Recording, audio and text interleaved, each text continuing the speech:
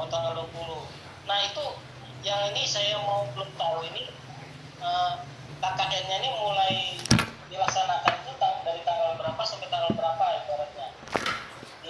Khususnya ini karena kita di Kutai Barat ini belum ada dikonfirmasikan dari DPMPK itu mulai tanggal berapa sampai tanggal berapa. Nah, karena kalau kemarin itu yang serah terima di kantor gubernur itu secara simbolis kayaknya nggak ada kepastian tanggalnya sepertinya.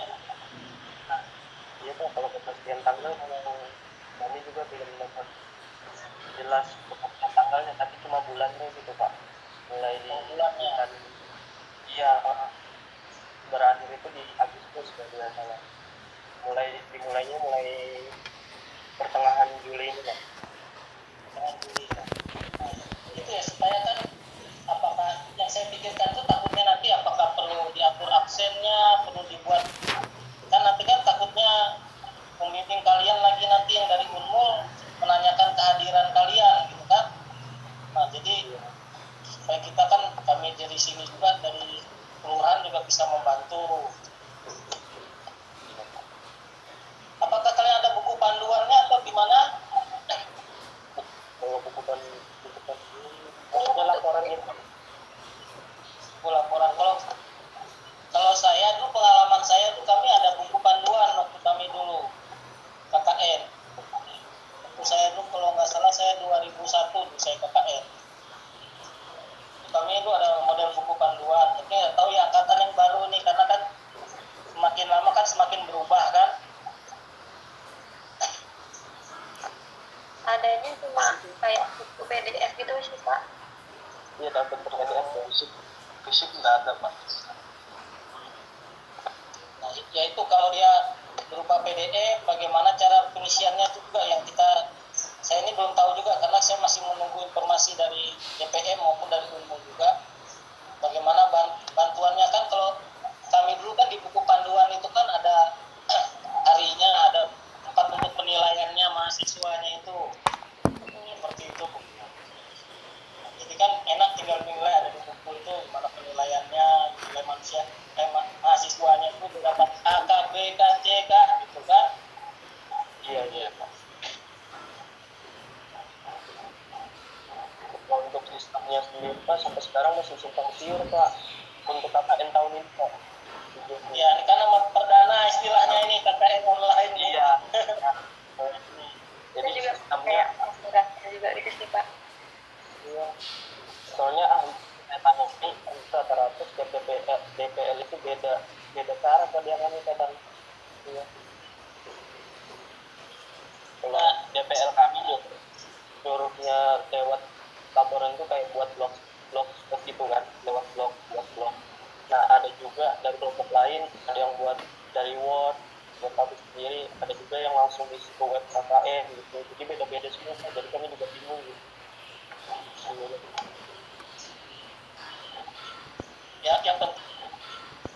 Yang penting kalian koordinasi terutama gini. Pertama biasanya kalau kami dulu kan KKN itu kan ada korlap, koordinator lapangan, ada korcam, misalnya daerah kecamatan ini dia ada koordinator kecamatan.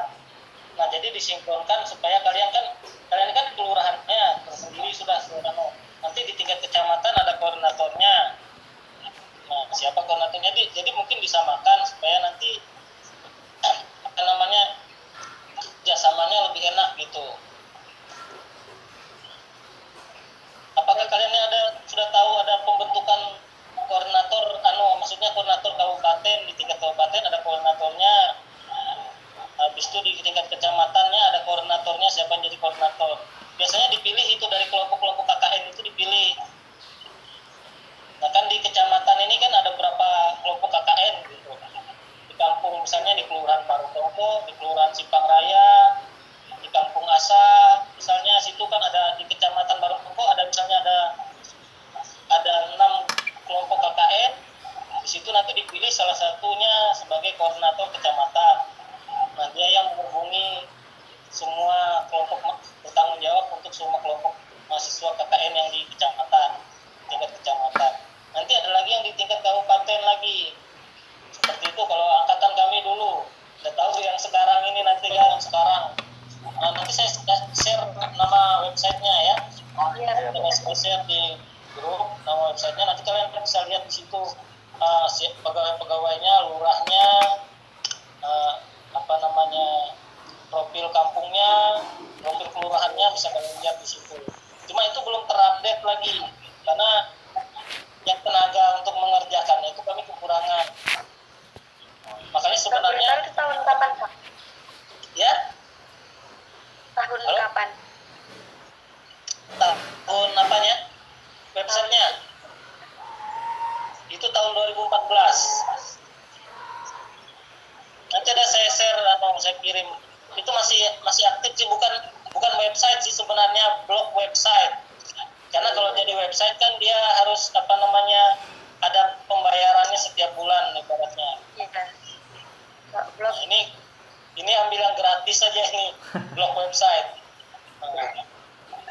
Nanti ada saya share nanti apa namanya blog website. Sebenarnya saya sih kalau diperbolehkan, ya, tapi karena memang nggak diperbolehkan, itu kalau adik-adik mahasiswa PKN bisa datang ke sini, tinggal di sini ya bisa kami lebih terbantu. Karena terus terang di Kelurahan Barong Pokok ini tenaga pegawainya sedikit. Kami di sini cuma 19 orang aja pegawainya sudah termasuk lurah. Nah itu jadi seperti profil kampung atau monografi kelurahan itu belum tertata dengan baik di sini. Karena kelurahan ini terbentuk 2010 dan waktu terbentuk itu pun dimulai dari nol. Dia kan dari kampung naik status jadi kelurahan. Nah, dari kampung itu pas naik status jadi kelurahan, dari petinggi atau kalau disebut di sini kepala desa itu disebut petinggi. Petinggi dulu itu nggak kasih data-data monografi kampung itu dulu. Jadi pas jadi kelurahan kami mulai dari nol. Makanya karena tenaga kami juga sedikit, jadi kami tidak monografi kelurahan itu tidak jalan dengan baik. Nah, makanya kalau sebenarnya adik-adik kakak bisa datang ke sini, ya kami bisa kami bantu fokus untuk mengerjakan monografi kelurahan itu.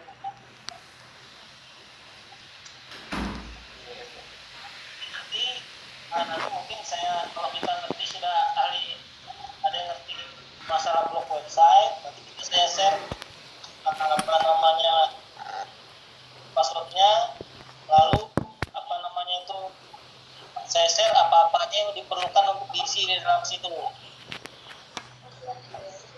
Baik. Tunggu sebentar ya, ada yang sehat. Apalagi yang mau ditanya? Kan ini aku nanya juga, saya dapat informasi kan Pak, informasi tentang di khususnya di Barongtong itu merupakan pusat perekonomian di Kuba ya, ternyata Kota Barat. Ya betul. Nah, di sini pusatnya. Karena kita ini berada di pas ibu kotanya, ibu kota kabupaten. Jadi kalau kalian ke sini ya hampir sama seperti ke kota lah, walaupun tidak sama dengan di kota di Samarinda. Cuman ya pas di tengah kota, jadi apa-apa yang mau diperlukan itu pasti ada kalau di sini.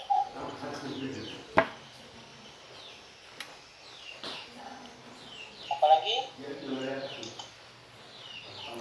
Jadi gini Pak, sama satu kan kami punya program satu untuk tentang tahu ya. menghadapi gelombang kedua COVID gini kan Pak. Ini kan sudah masuk gelombang kedua ya. Ya kalau di Samarinda saya dengar beritanya. Iya, termasuk program kita kan. Iya, ya betul. Itu mungkin setelah di new normal ya, gelombang kedua ini terjadi kan ya. Iya betul. Jadi kami mau buat program tentang seperti mengingatkan masyarakat gitu untuk tetap tidak kemana-mana kan, tahu kalau new normal ini berjalan berlaku untuk tetap menjalankan aktivitas normal gitu. Tetapi dengan menerapkan demi mencegah penularan virus itu Pak. Oh ya bisa juga itu Jalan. dibuat. Terus terang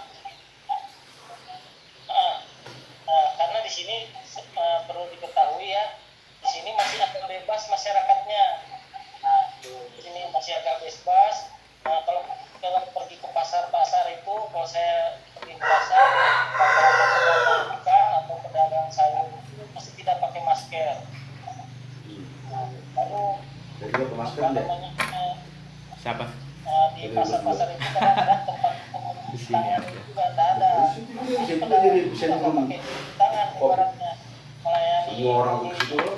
pasar. kantoran maksudnya.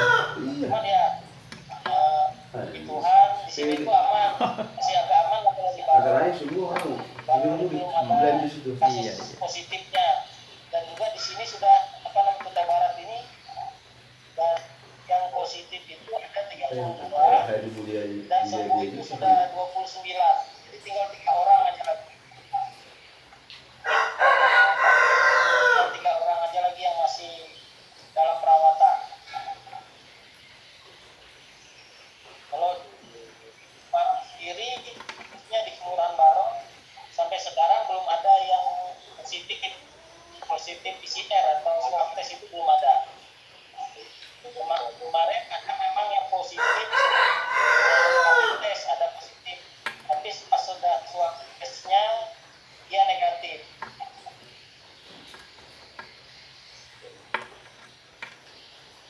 Ada juga di sini kalau malam itu untuk informasi masih juga rame juga kalau malam-malam anak-anak yang pergi ngopi-ngopi. Nah di sini kan banyak juga untuk nongkrong anak itu untuk ngopi-ngopi itu juga kadang-kadang masih rame juga. Juga kalau Udah punya jarak kita. ya, jaga jaraknya masih agak kurang, masih kurang juga pakai masker kalau di sini.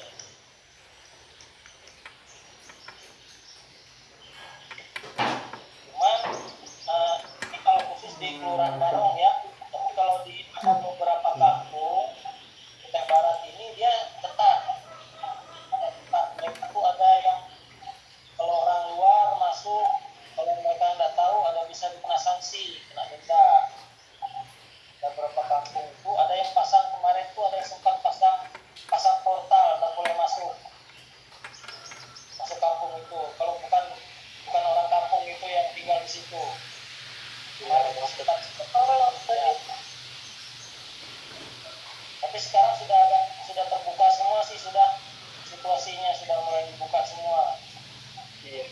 Sejak normal ini sudah dibuka. Waktu pertama-tama muncul itu dulu banyak dilarang masuk. Lalu di sini aktivitasnya juga selama pandemi ini masyarakat itu banyak yang pergi mancing. Malah mancing ini yang kayaknya riskan. Mancing itu bisa ratusan orang yang pergi mancing berjejer. Ya, saya sih nggak, karena saya tahu mancing, saya nggak tahu, tapi teman-teman cerita ya, motor itu bisa 100 mau berjejer di sungai itu orang mancing di sungai. Maaf, karena takut corona ini larinya mancing semua, malah ngumpul di hutan, sungai-sungai mancing di sini.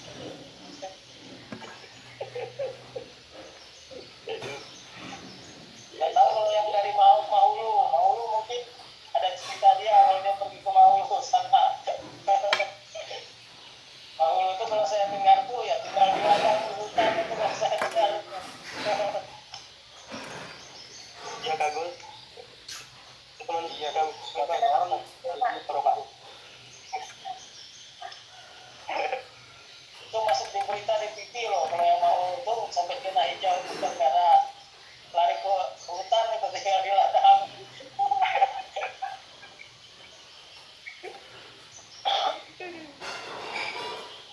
Anu Pak, mau nanya lagi Pak, Ya silakan.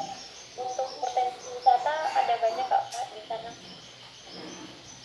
Kalau untuk kelurahan ini potensi wisatanya sih ada, cuma dia nggak terlalu dipublis gitu. Nah, nggak terlalu pakai. Di sini kan ada jantur apa dan jantur Sapik, namanya jantur itu air terjun gitu. Di sini disebut jantur. Kalau di Barongnya ada jantur Sapik. Iya. Nah, cuma di sini kurang dia. Cuma secara Kabupaten Kutai Barat ini banyak objek wisatanya kalau di Kabupaten Kutai Barat. Kalau di kelurahan sendiri sih kurang kadang. Pak, saya mau tanya, Pak. Ya silakan. Nah, misalnya kalau di Kelurahan Barong Tongkok tuh ada tempat atau grup yang bertujuan untuk berbagi informasi gitu atau untuk berjualan gitu, misalnya di sana. Misalnya kalau di kelurahan saya kan ada seputar Lempakin, kelurahan Lempakin untuk berbagi informasi tentang apa yang terjadi di sana. Di khusus untuk warga-warga kelurahan. Kalau di sini sih nggak ada kalau yang untuk berbagi informasi untuk berjualan itu belum ada. Cuman di sini ya itu cuma ada pasar di sini ada dua saja, pasar tradisional. Cuman ada pasar namanya pasar Jaras, satunya pasar Malayu Baru atau pasar Barong.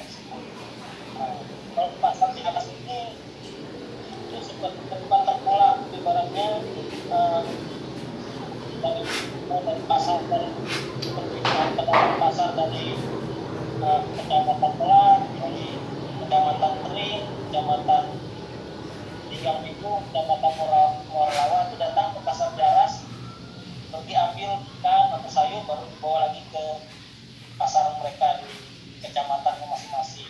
Jadi di sini pusatnya perdagangan lah ibaratnya gitu. Seperti pedagang sayur maupun pedagang ikan. Di sini kalau di pasar Jaras itu sekitar jam 12 malam sampai jam 6 pagi itu rame. Sama seperti kayak mungkin di Samarinda, seperti pasar pagi atau pasar sendiri. Ya, Pak. Nah, Apalagi Iya, belum lebaran. Boleh. Anu Pak, untuk proker mungkin Bapak ada tambahan apa gitu mungkin yang dibutuhkan oleh desa. Tapi kita juga nggak bisa data maksimal Pak, soalnya online juga sih. ya itu yang susahnya ngomong online ini ya susah karena itu tadi itu kalau ada yang aktif kan saya bisa minta bantu untuk berapa sekolahan di sini nanti saya bantu ke sekolah-sekolah kan rata-rata anak sekolah kan apa namanya sekolahnya online gitu kan. Nah itu mungkin ya kalau anak aktif dia bisa bantu gimana caranya belajar secara online gitu kan karena banyak orang tua orang tua yang anaknya yang belajar online ini masih ada yang belum mengerti gitu. Banyak masih yang Kalau boleh nanya tapi sana kuliah online ya halo di sana kan kuliah online kuliah lagi di sana baik online itu pakai aplikasi apa ya Pak? nah kalau anak saya ini pakai aplikasi Classroom, Google Classroom gitu. Google Classroom dia pakai. Kemarin itu sempat waktu ujian kenaikan kelas itu pakai Google Classroom itu banyak yang bingung ngirim hasil jawabannya, termasuk saya sendiri. Sempat berapa kali ngirim. Nah, jadi kalau mungkin pada mau bisa mungkin ya bikinkan tutorial apa cara tips atau tutorial cara belajar online gitu kan. Oh ya bisa Pak.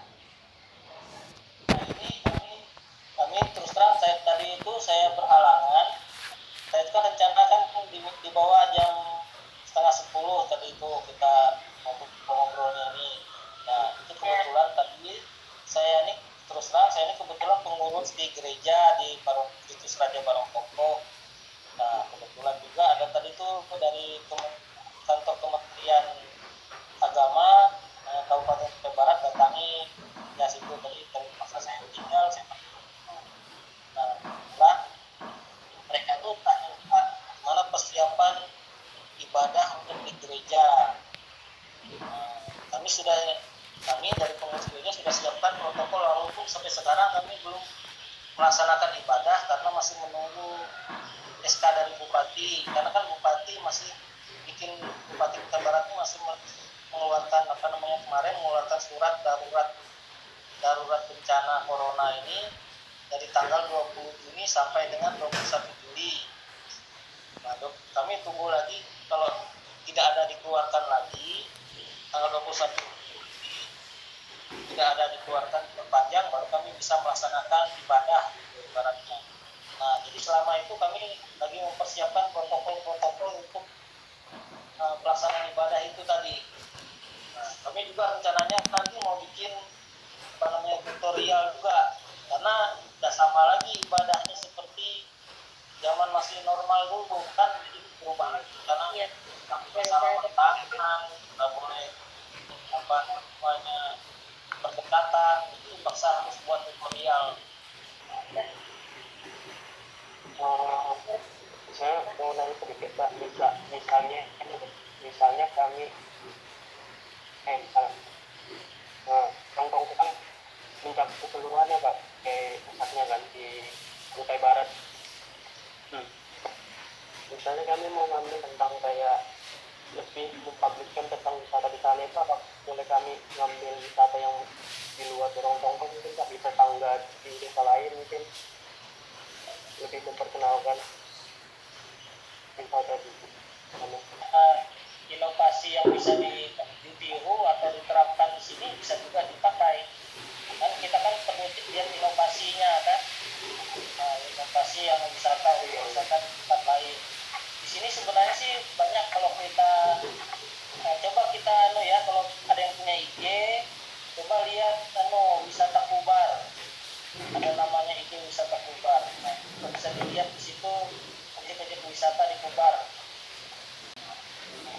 Nah, ini kalau kalian misalnya ada ya contoh inovasi lah, ibaratnya kan inovasi wisata di tempat-tempat lain, ya bisa di-share, dibagi. Siapa tahu di sini nanti ada yang bisa menerapkan itu.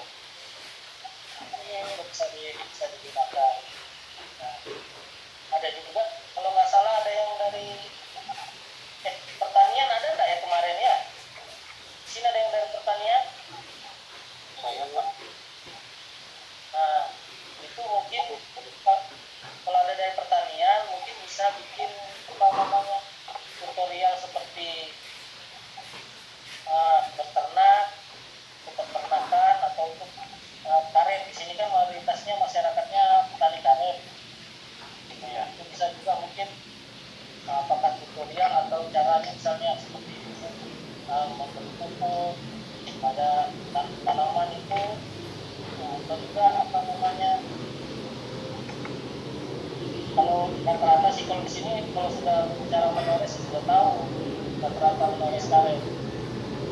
Ini dia cara membentuk atau seperti apa yang bisa dibuat. Nah, kalau ada inovasi yang baru itu juga bisa ditampilkan, bisa dibuat kita. Jadi kalau di Barong ini tani karet, ada juga sih yang kolam ikan, tapi rata-rata peternak di sini. Dan karena mayoritas di sini suku Dayak, rata-rata ternaknya itu ternak babi biasanya. Ada juga yang ayam, nah, tapi mayoritas itu ternaknya ternak babi di sini. Di kampung ibaratnya. Jadi mohon maaf ya untuk adik-adik yang muslim ya, harap dimaklumi kalau di situ. Saya bapak-bapak. Dari Maulu tuh tahu orangnya. Dan di Barong Tongkong Kita bisa banyak